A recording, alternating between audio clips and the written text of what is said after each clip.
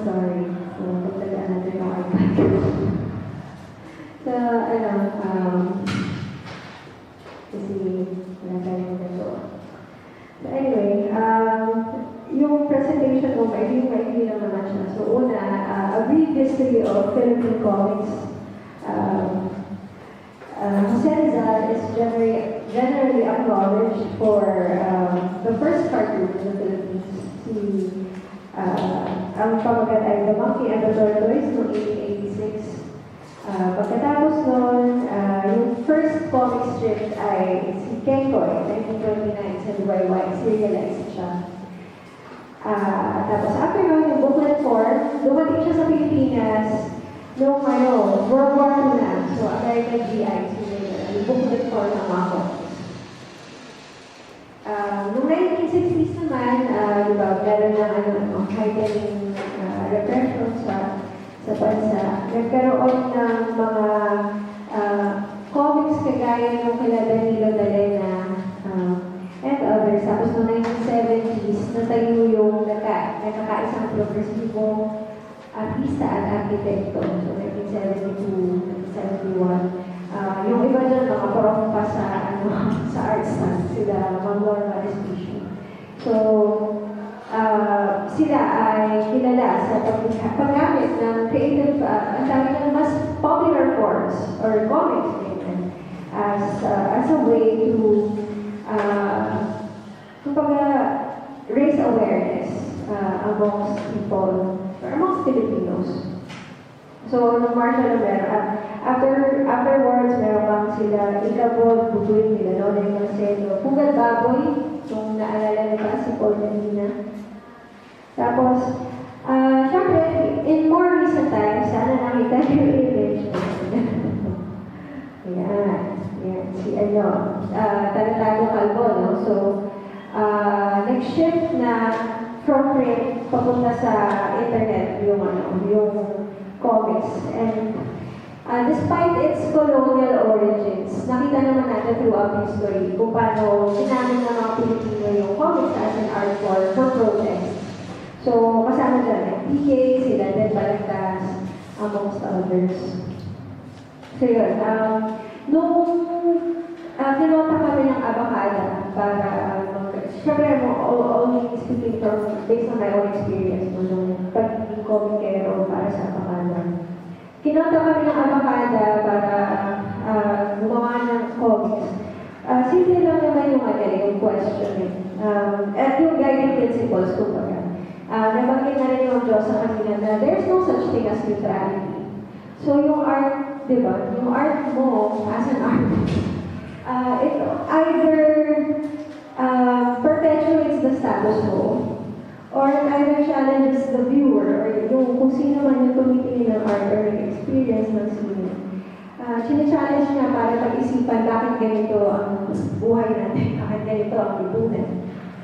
So, yung kumbaga isa sa mga guiding principles natin ay there's in fact no such thing as art for art's sake. So sabi ng mga chitong mula sa talks at the Yemen Forum on Literature and Art. So walang sining na hiwalay sa kanyang uri. So yun, lahat ng makikita nyo, lahat ng napapanood nyo sa TV, meron na kinipili ng uri, meron na kinipili ng politika. At ang tanong dyan ay sino? Sino ang nagbe-benefit sa mga nakikita natin at sa napapanood natin? Sino yung nagbe-benefit sa mass media na nagpo-proliferate? So, ayun ang tanong, literature and art for who? So, kung sa sining, kung sa ating mga sinusulat, para kanino ba siya? Sino ang gumagana siya sa lahat ng ginagawa natin? So, yun yun lang naman yung, kumbaga mga basic principles naman kung paano kami nag-lumika ng comics.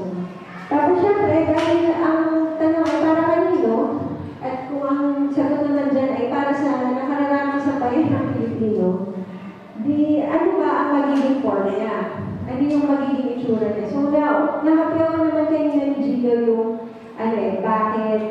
bakit mahalaga yung short form na nabanggit niya rin kanina. Tapos, kumbaga, paano ba? Ano ba siya? Nabanggit niya na rin, dapat concise na direct to the point, tapos nasa wika ng masa. Hindi siya pwedeng, ang makakaintindi ay tayo-tayo lang ng mga nag-aaral sa akademya. Yun, tapos, yun nga, concise and direct to the point. So, ito yung ilan sa mga halimbawa, sa hindi nyo na makita, mga halimbawa ng mga comics na nilabas ng Abacada noong 2022. So, ano lang, mabilis lang. Yun. So, yun, that's it for my part. Sorry, hindi ko na makita. Tapos, magpapa-workshop sana tayo. Okay lang ba? Ayun, so yun. Paano sila itutulog? Sure. Marami sila kasi lang mga isa ng lapis. So, this is 5. So, mag-workshop tayo ng mabilis. Or, kung alas meron tayong questions, baka may questions sila tayo sa comments, asking minutes or so,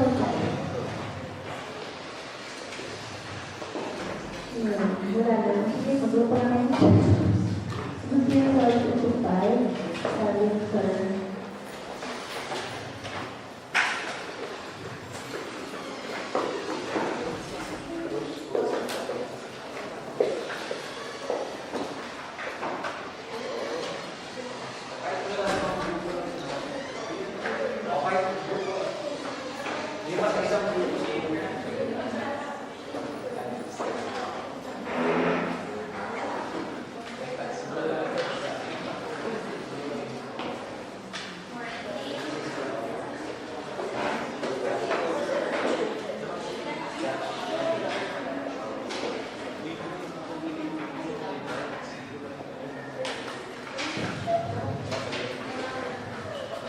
Sabi nyo may artwork na pala.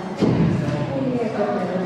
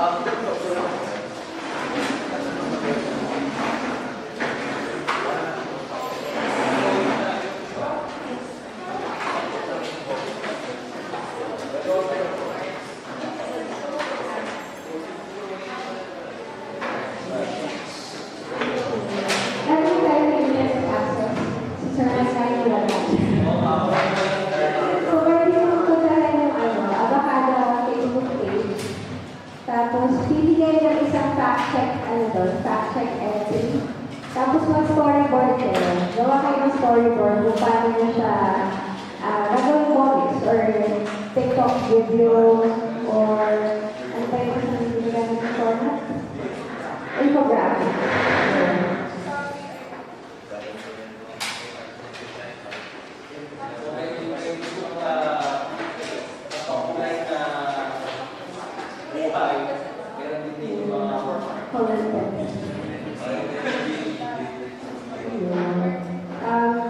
Gusto ko lang din i-reiterate yung sinasabi ko sa mga kanina na may malaking pangangailangan para sa volunteers for Abacada. Hindi lang, kung hindi nyo naman pwede maging creative, pwede naman yung research. So, kung feeling mo walang creative. Pero, yun, either way, maraming pwede gawin para makatulong sa pag-reaction. Ilang minutes?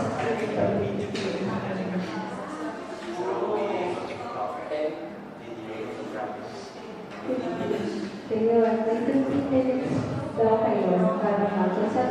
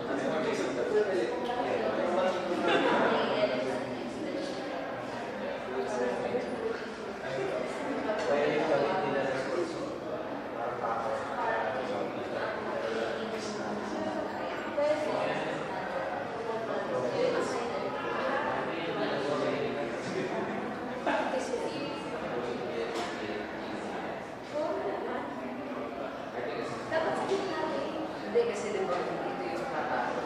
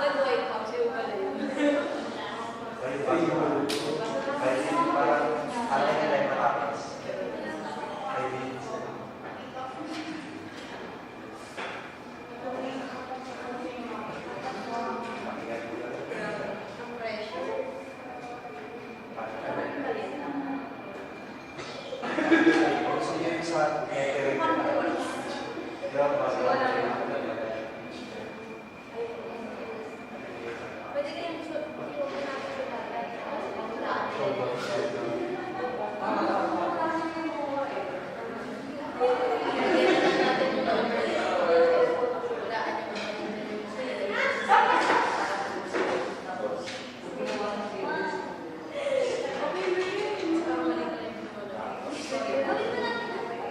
The story.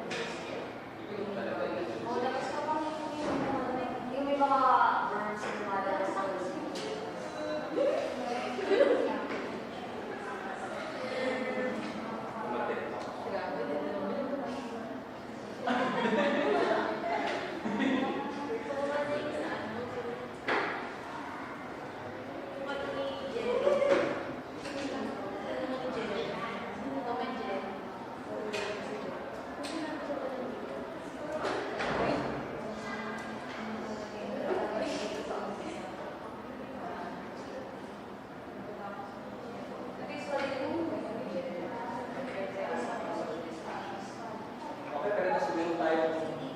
Ganito ba? Kailangan ito. Huwag ka mas maganda.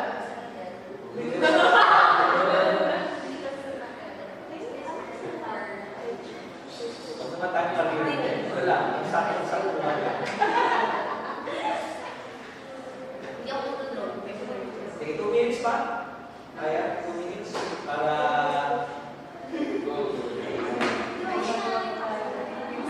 para makapagbahagi rin tayo ng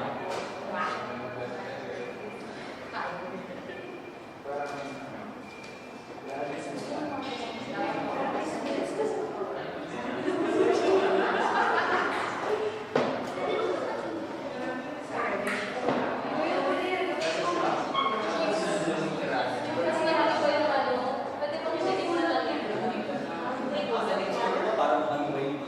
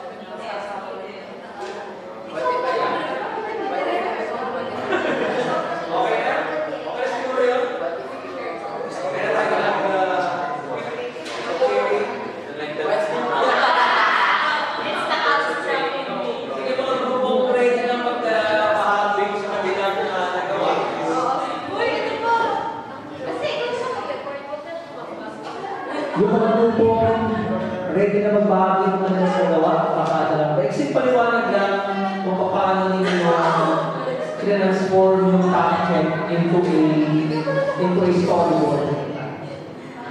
Sino mo kayo naman? Pero ba?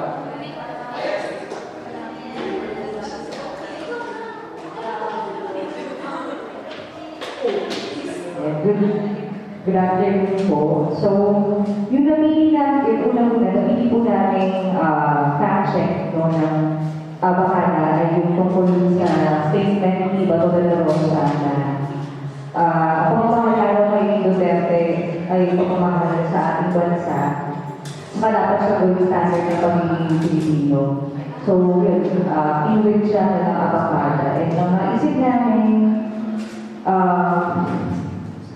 presentation niya ay isang editorial cartoon. Makita natin yung pagkukuha ng episode. Wala kang mature siya. And lumalabas yung mga basura sa bibig niya, which is, ayan, for the sake of academic purposes, kung saan ko siya. So, yung isa, utang ina, shoot them, drugs. Sa context ng rape, ayun, dapat ko na si Mayon. And yun, so that's what. That's why natin sa gilid, si Bato ay nahalikan si Duterte. So, ayun. Tapos may sinabi innovation dito, though siya hindi ba namin siya kaya gawin ngayon is, gawin siyang animated. So, sa akin lang to, like, kung sakaling i-execute siya, pwede ganyan animated yung itsura niya. So, GIF siya. In practice, ginagawa na ito ng rapper. So, iisip namin, maganda siyang gawin. Kasi mas nakakakuha ng attention para colorful, tsaka may gumagalaw na graphics. So yun yung naisip ko namin gawin dun sa specific fact ko yun ng Bacana. Thank you po. Speaking of rapper, gusto ko yung banggitin, mali, pasensya na, binibigda ko ng sobrang Bacana. Ang Bacana ay meron yung partnership with rapper. And in fact, ang Bacana ay may microsite na hino-host sa Lighthouse platform ng Rappler. So kung baka gusto nyo i-check, Lighthouse ng Rappler, may Bacana microsite doon. So kung talagang interesado kayo makapagbahagi ng mga ganyan, mga animated na GIF, or ano ba, GIF ba? Hindi ko alam. Okay, either or, animations, editorial cartoons, comics, pwede i-upload ng Bacana yan sa microsite. Ma-access rin essentially ng Rappler network para mas lumawak tayong audience ng inyong mga creative output. Ayan. Sige. Gusto ko grupo para sa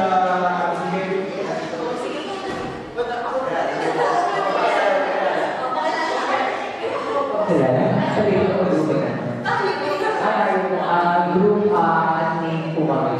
Ang fact po na nagpili namin, fact number 500. This is fact number 500 po. Sabi po dito na si Kaabo po ay parang yung sa impeachment po ni Sara Duterte ay idea lang daw yun.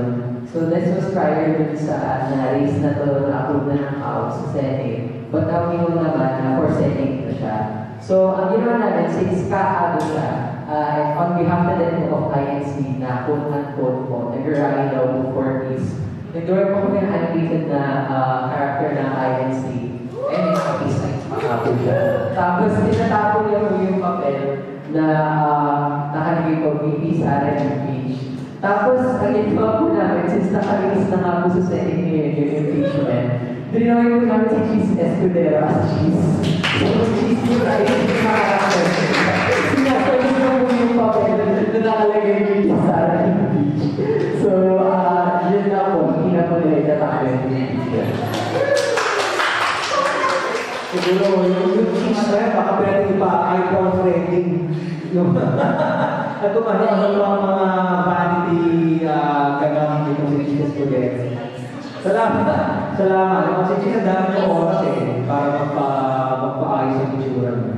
Okay, next. Susunod na grupo yun.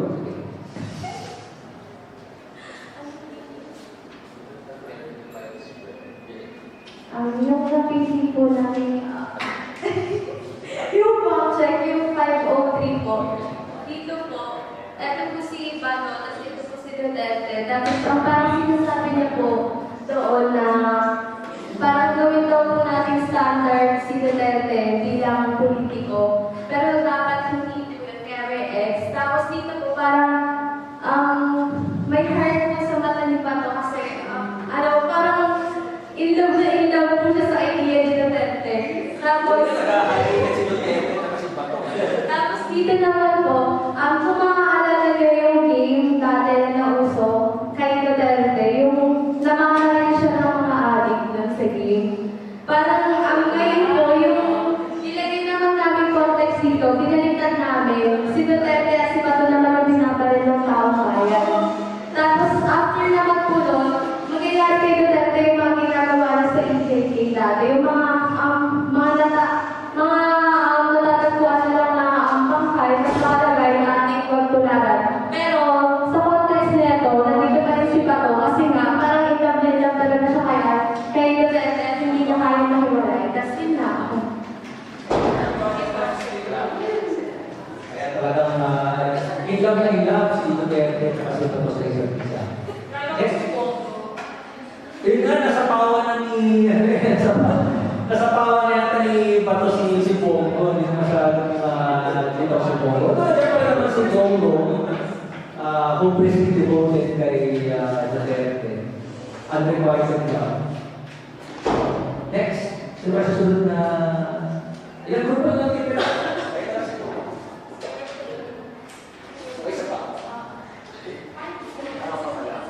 Hello po, napinig ko namin is, matagal na po siya, nung 2022 pa, nung napayagan ko nung sinasabi ko ni Marcos na na-dismiss na daw po lahat ng kaso niya kasi daw, kaya daw po siya tatakbo po niya kasi hindi naman daw po siya kasama sa convicted dun sa utang nila, hindi daw siya yun. So, very simple presentation na po ito. Parang sinasabi ng Marcos dito na, absuelto na ako, tapos may mga nag-cheer. Yay!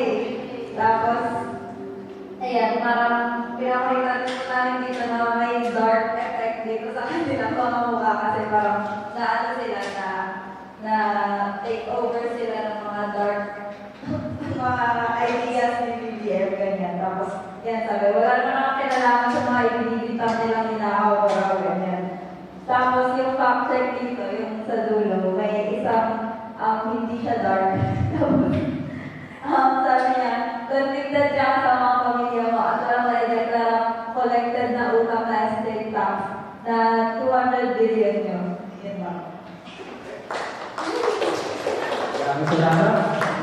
Unfortunately, sa Ligang Bayan ay kasama rin sa pagbabago talaga ng ating kasaysayan. Recently may parang acquittal verdict si sa Ligang Bayan regarding $8,000 na nakakalungkot na kailangan ng bayan. And I think, huli po, tama ba? Ayun po, yung sa akin din is like same concerns yun na yung let's fact check kay Obi, yung kay Duterte din, yung kay Bato. Tapos yung first clip is yung si Bato nga, yung sinasabi niya yung statement na yun, tapos yung stitch na like a TikTok video na oo nga, dapat ganito yung presidente natin ng moral. Tapos mag-switch siya into different videos of countering that statement ni Bato na si Duterte na hinalikan niya yung bigla yung babae, tapos yung pag-amin niya na pumapatay siya, and then the squad. Tapos ayun, yung last namin is papakita na, yung speaker ulit, papakita na na this is false, rating ng apakada na this is false. Yun. Yan, pagpapit na lahat, baka si Dana ay may pakulit. Kukomento doon sa mga nalay pakita. Okay. Sige. So, essentially, ang nais na namin na ipakita dito sa aking activity at maraming salamat sa pagdalo at pananatili dito sa ating forum/workshop. Ito nga yung effectivity ng yung pagiging mabisa ng fact checks kapag nakahaluan ng creativity. Kasi nga, alam din naman natin na yung static content, ayun nga sa kasalukuyan, meron na rin pagtatangi, di ba? Between static content, yung content na mayroong video, yung content na mayroong graphics, etc. Ang laki-laking bagay, given na short attention span ng karamihan, hindi nga lang ng kabataan, hindi kahit ang matatanda, umiiksi na rin attention span. And so therefore, kailangan talaga ng dagdag na creativity doon sa fact-checking initiatives. Pero, siguro bilang pangwakas, gusto kong balikan yung simula kanina binanggit ni Dr. Josa Lamiste, na ang fact-checking hindi dapat nagtatapos doon sa para online na pakikipagtuos doon sa fake news. Kinakailangan na yung fact-checking natin ay pahayag natin sa mas malawak na komunidad, lampas doon sa kaya maabot ng internet, lampas doon sa tinatawag natin na echo chamber, dahil marami pa rin mga tao na hindi naaabot kasi nga, hindi lang dahil sa walang internet o yung kapos yung pera pambayad ng data o kung ano man. Minsan, talagang may mga tao rin o may mga households na hindi ganun karami oras ang kaya nilaan para mag-Facebook o mag-TikTok kasi kailangan magtrabaho, kailangan mag-alaga ng bata, kailangan maglaba, kailangan kumain ng 2 beses, 3 beses kasi yung kanilang trabaho ay essentially sila ay underemployed, so kailangan rumakit ng dagdag. So gaano maraming oras na yung kanilang kanilang sa pag-i-internet, and so gaano ka totoo yung sinasabi na itong mga tao ito yung pinaka-susceptible sa online fake news. At marami sa mga yan, tingin ko ano rin, kinakailangan maabot.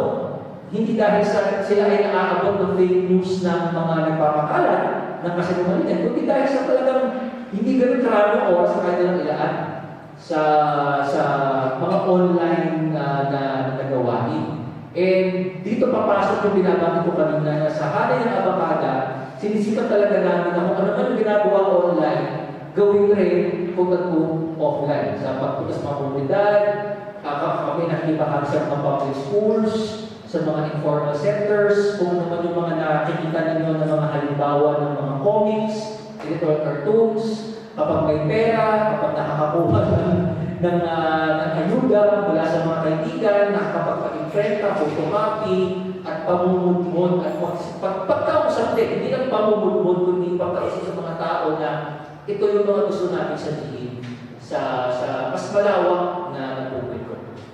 So muli, kung kayo ay interesado, ang abakada ay nandiyan naman sa Facebook, pwede kayo magpadala ng mensahe, pwede kayo magpadala ng email sa amin.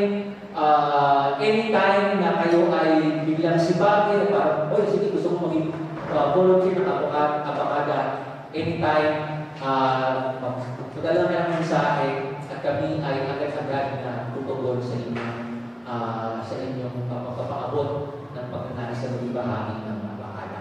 So sa ngalan ng mga bubuon at organisador ng forum na ito, ako ay nagpapasalamat. Maraming salamat kay Dr. Josa Lamiste sa kanyang masusing pagkalakay kanina. Maraming salamat sa evolusyon ng comics, ng creative work bilang bahagi ng propaganda. Kay Dr. Giulia na nasa Hong Kong at nagpadala ng video sa bubuo ng content, ng pisaka at abakada. Maraming salamat sa inyo lahat. Magandang hapon sa inyo magsama-sama kasi ito pang mga susunod na gawain ng abakada. Thank you. Ito ba naman sa inyo yung mga yung mga artwork? Kung okay lang sa inyo, baka pwede natin i-post. Hindi naman ako maraming drawing kasi hindi yung mga actual na drawing ninyo. Pwede naman ipakita sa mas malawang pagkakas ng abakada yung inyong creation. Pati yung mga lapis din doon. Gusto mo kayo. Thank you.